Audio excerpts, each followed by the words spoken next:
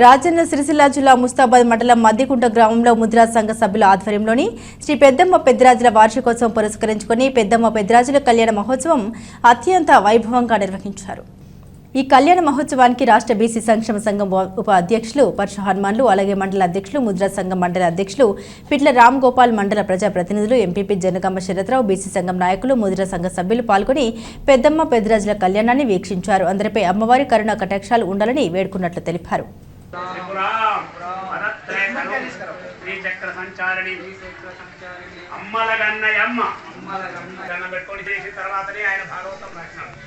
రాసింది భాగవతమే కానీ అమ్మవారి ప్రార్థన చేసింది శక్తి రూపంలో ఉంటుంది కనుక అమ్మవారి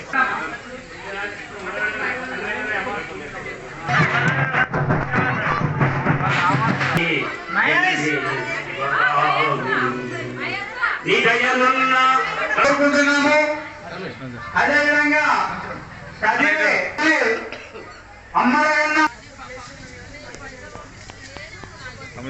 స్ట్రైట్గా తీసుకో.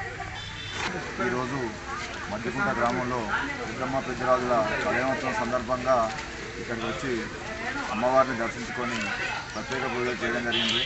ఇక్కడికి వస్తున్న సందర్భంలో స్వాగతం పలికిన మద్దికుంట గ్రామ ముద్రా సోదరులకు, అదేవిధంగా మండల శాఖ అధ్యక్షుడు అన్న రాంగోపాలన్నకు, అదేవిధంగా బీసీ సంక్షేమ సంఘం నాయకులకు, స్వామిగౌడ్ గారికి కోరుకుంటున్నాను.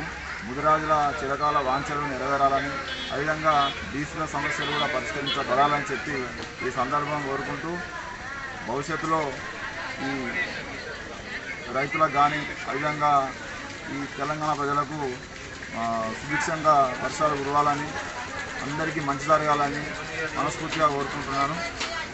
జై ముదిరాజ్, జై బీసీ, జై పెద్దమ్మ.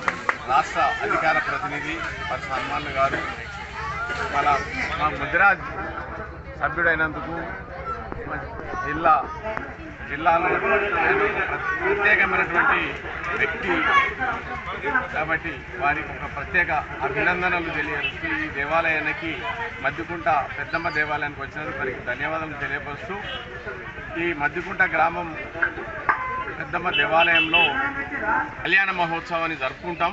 ఇది ఒక మహాక్షేత్రంగా, మహా పండగగా ముదిరాజులకు చాలా సంతోషమైనటువంటి, వాళ్ళ ఇంట్లో వాళ్ళ బిడ్డ కళ్యాణం జరిగినా కానీ ఇంత సంతోషం జరిగినటువంటి ఒక శుభ సందర్భంగా పెద్దమ్మ పెద్దిరాజుల కళ్యాణ మహోత్సవం అత్యంత ప్రీతికరంగా, అత్యంత వైభవంగా ఈ యొక్క ఉత్సవాన్ని జరుపుకోవడానికి చాలా ఉత్సాహపడతారు మా ముద్రా సంఘ సభ్యులందరూ.